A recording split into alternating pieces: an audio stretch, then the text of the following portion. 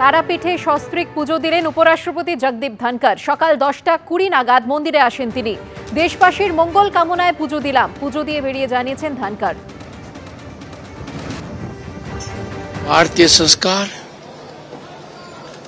भारतीय सभ्यता को आगे बढ़ाएं, इससे संकल्पित होकर हम जा रहे हैं। एक नई ऊर्जा का संचार हुआ है।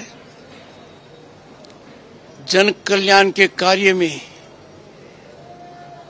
और एकाग्रता से सभी के कल्याण के लिए आगे बढ़ने का संकल्प है। यहाँ आकर जो अनुभूति होती है और भारत के गरिमापूर्ण स्थान जो विश्व में है उसका बोध होता है।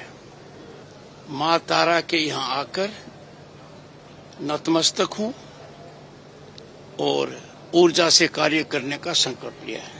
বাংলা দখল করতে ভোটার তালিকায় ভুয়ো ভোটার ঢোকাচ্ছে বিজেপি। তালিকায় ঢোকানো হচ্ছে হরিয়ানা, রাজস্থান, বিহার, পাঞ্জাবের বাসিন্দাদের নাম। অভিযোগ করলেন মমতা বন্দ্যোপাধ্যায়। স্বচ্ছ ভোটার তালিকার চেয়ে সুর চড়িয়েছে বিজেপিও।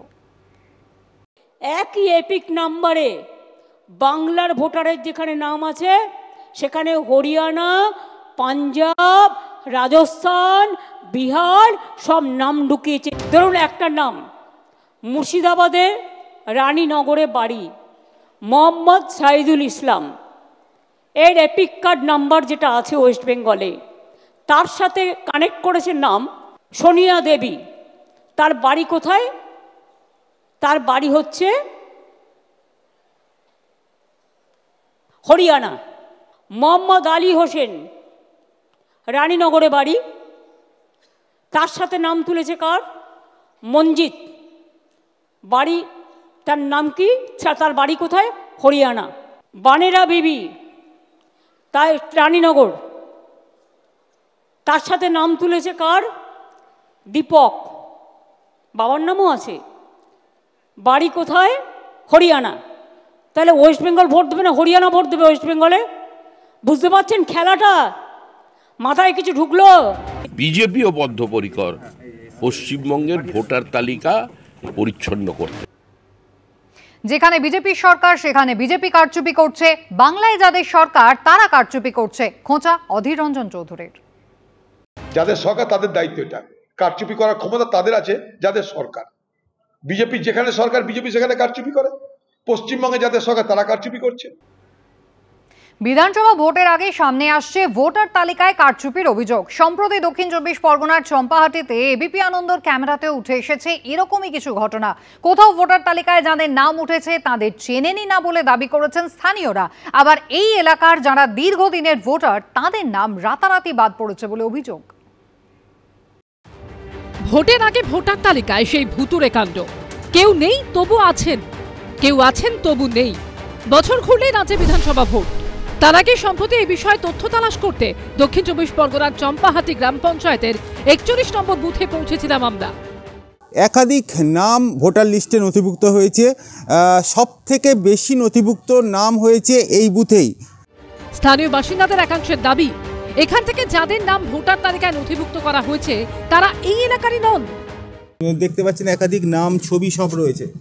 না না না, এদেরকে চিনি না, এই এলাকায় না। আপনি একটু দেখুন, দেখে একটু চিনতে পারেন কি বলুন? না, এগুলো তো আমি চিনতে পারছি না, কখনো দেখিনি এদেরকে। একদিকে ভোটার তালিকায় যাদের নাম ঢুকেছে তাদের এলাকার লোকেরাই চিনতে পারছেন না, আবার অন্যদিকে এই এলাকার যারা বহুদিনের ভোটার তাদের নাম ভোটার তালিকা থেকে রাতারাতি গায়েব হয়ে গেছে।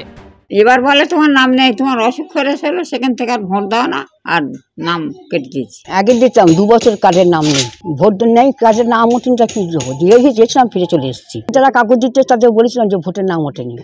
চম্পাহাটির বাসিন্দা প্রদীপ সরকার কদিন আগেও ভোটার তালিকা পরীক্ষা করেছেন, কিন্তু দীর্ঘদিন ভোট দিয়ে আসার পরও নিজের নামটা খুঁজে পাননি।